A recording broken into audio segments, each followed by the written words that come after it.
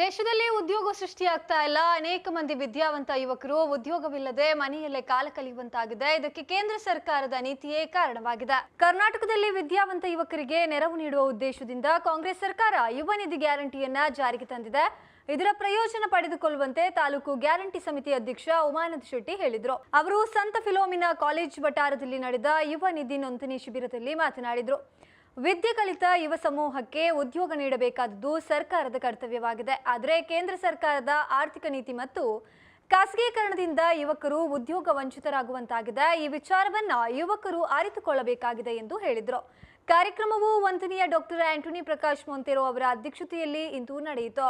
ಈ ಸಂದರ್ಭದಲ್ಲಿ ಗ್ಯಾರಂಟಿ ಅನುಷ್ಠಾನದ ತಾಲೂಕು ಸಮಿತಿ ಅಬ್ಬು ನವಗ್ರಾಮ, ಜಿಲ್ಲಾ ಉದ್ಯೋಗ ವಿನಿಮಯ ಸಹ ವ್ಯವಸ್ಥಾಪಕ ಅರುಣ್ ಕುಮಾರ್, ಕೆಎಸ್ಆರ್ಟಿಸಿ ಪುತ್ತೂರು ಘಟಕ ವ್ಯವಸ್ಥಾಪಕ ಸುಬ್ರಹ್ಮಣ್ಯ ಪ್ರಕಾಶ್, ಅಧಿಕಾರಿಗಳಾದ ದಯಾನಂದ್ ಅಬ್ಬಾಸ್, ಸುರೇಶ್ ಸೇರಿದಂತೆ ಪ್ರವೀಣ್ ಡಿ ಮತ್ತು ವಿದ್ಯಾರ್ಥಿಗಳು, ಫಲಾನುಭವಿಗಳು ಉಪಸ್ಥಿತರಿದ್ದರು.